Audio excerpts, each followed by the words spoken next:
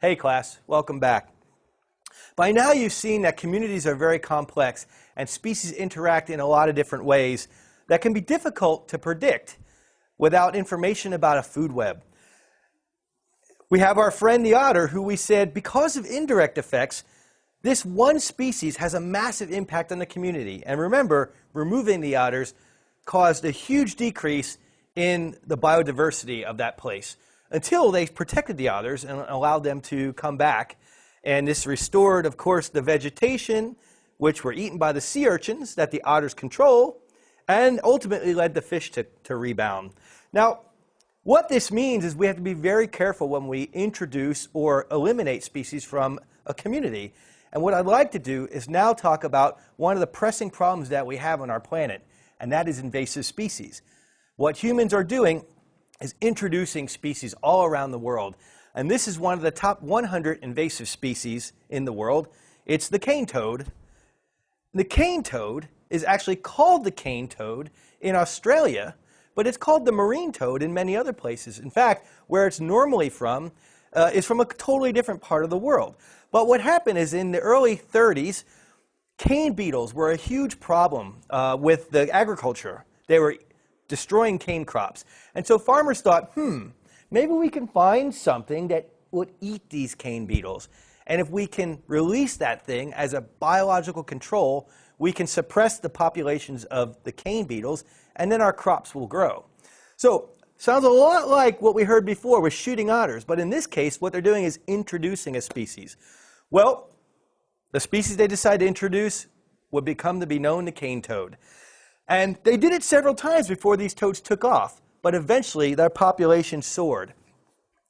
Nowadays, if you look from the 30s, where the cane toad started in the lightest color here on the eastern coast of Australia, they've spread out gradually to the point where they're all the way across the northern bit of Australia. They've only spread out a little bit to the south, and probably that's because of abiotic conditions there that prevent them from spreading any further. But what we would like to know is what is the impact of introducing a novel species like this into a community? And as you can imagine from the case study of the otter we discussed before, indirect effects are going to become very important. And what it means is these impacts are going to be widespread and complicated to predict.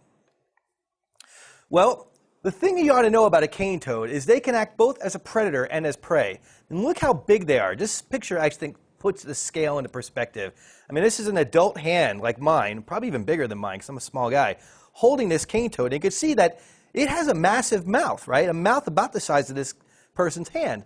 And so it can eat just about anything that fits into its mouth. Unfortunately for the farmers, the grubs, that is, of the beetles, the part that eat the cane plant, were not one of those things that the cane toads actually ate. Those things, mainly making a living underground, were completely ignored by the cane toads. But the cane toads went on to eat all kinds of things they weren't supposed to eat. And turns out they went on to be eaten by many things that nobody really thought much about. One example here, you can see this snake swallowing a cane toad. And you might say, great, well, if the cane toads are ever going to become a pest species, we can just get a bunch of snakes to get rid of them. But not so fast, because there's something we haven't said about a cane toad. And that is, cane toads have a natural protection from predators that they produce and exude from their skin. And it's a toxin. And it's a very potent toxin.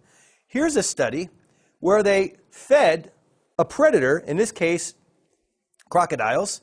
They fed crocodiles, small crocodiles, freshwater ones, the chemical that was in the cane toads, and then they had a control group where they injected something that was the same volume, but it didn't contain the toxin. And then what they did was they actually swam them in a flume. You know, they tested their swimming speed, kind of like we talked about before with fish. And what they saw was there was a loss of speed. And so here you could see about a 22% loss of speed when they compared how they would swim before and after being injected from toxins. But the control group didn't experience any loss of speed. And so if you think about that, what that means is injecting a crocodile with some fluid doesn't affect its speed, but if that fluid contains a cane toad toxin, that thing's not going to swim so hot. And a big dose of this toxin can knock out a predator to the point where it itself would potentially succumb to predation. So with that in mind, I want you to think about the ways that cane toads might interact with things and use some of the ecological interactions we've talked about before: competition, predation. Now think about, and also cane toads are prey. So think about those interactions between species and take a minute or two to write down some ways, could be more than one way for sure, that cane toads might cause changes in the communities in Australia.